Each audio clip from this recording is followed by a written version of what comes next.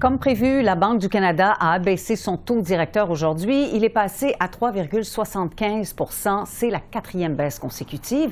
Est-ce que ça va contribuer à dissiper les inquiétudes des Canadiens qui prévoyaient renouveler leur hypothèque en 2025-2026? On verra bien. Et pour nous aider à comprendre les effets d'une telle baisse sur l'économie canadienne, nous recevons le vice-président et économiste en chef du groupe Desjardins, M. Jimmy Jean. Bonsoir, M. Jean. Bonsoir. D'abord, est-ce que c'était le bon moment pour réduire les taux d'intérêt? Et si oui, pourquoi? Oui, et c'était une baisse de taux qui était largement attendue.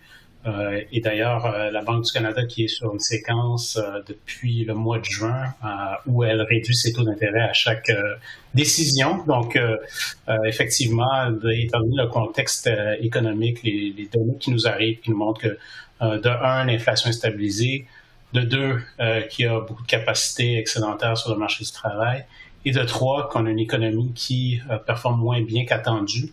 Dans ce contexte-là, une politique qui était encore très restrictive à 4,25 % n'était pas justifiée, et c'est pour ça qu'on a effectué cette décision-là aujourd'hui. L'économie canadienne est quand même au ralenti. Là, la Banque du Canada avait prévu un ralentissement de 2,8 %, Desjardins un peu moins quand même. Alors, est-ce que c'est bel et bien le cas? Est-ce que l'économie canadienne est bel et bien au ralenti en ce moment? Oui.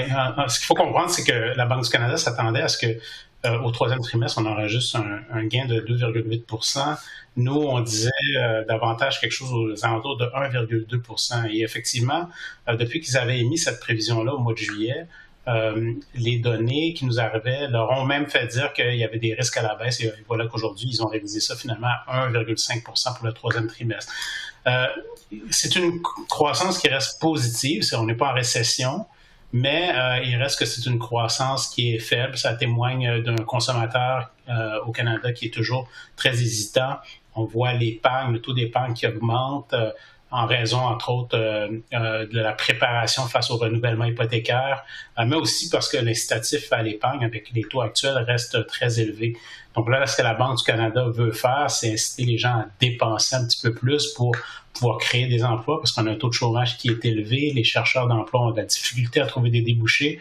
Donc, il ne faudrait pas que ça aille trop loin dans cette direction-là. Donc, c'est pour ça que baisser les taux d'intérêt, rendre la politique monétaire moins restrictive, ça reste le plan de match de la Banque du Canada, et on s'attend à ce que ça se poursuive non seulement pour la dernière réunion qu'il va y avoir en décembre, mais aussi tout au long de 2025, alors qu'on prévoit 6 baisses de taux en 2025.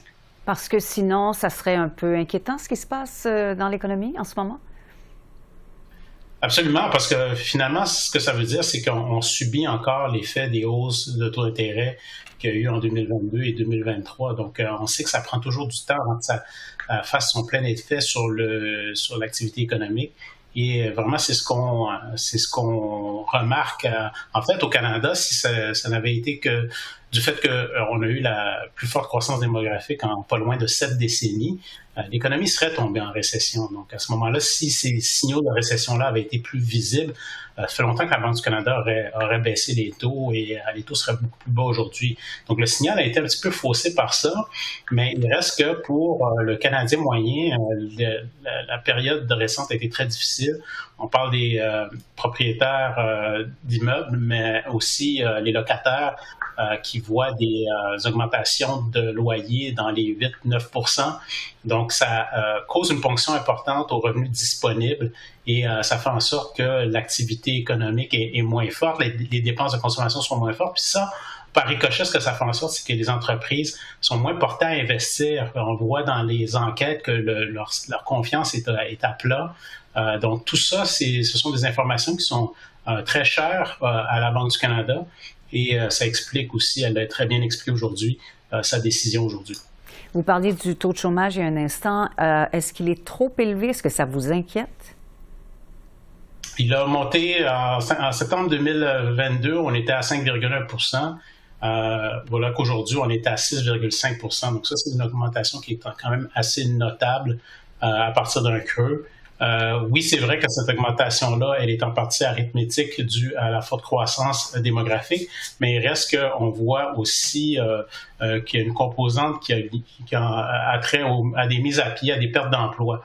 Donc, ça a été le facteur peut-être moins évident, mais il reste qu'il y a eu ça aussi dans l'histoire et c'est à surveiller parce que si on a des mises à pied massives qui débutent et que le taux de chômage monte pour ces raisons-là, c'est une toute autre histoire qu'un taux de chômage qui monte parce qu'il y a plus de gens qui arrivent de l'étranger qui ne sont pas capables de trouver des emplois. Ces gens-là n'ont peut-être pas des hypothèques, n'ont peut-être pas des prêts auto, comme c'est le cas pour les gens qui sont établis ici depuis longtemps ou depuis toujours. Donc, c'est pour ça qu'on surveille, et la Banque du Canada surveille très attentivement ces signaux-là. Pour l'instant, ça tient, mais il faut être proactif pour faire en sorte que, finalement, on ne manque pas notre coup parce qu'on sait que ça prend du temps avant que ça fasse effet à la politique monétaire.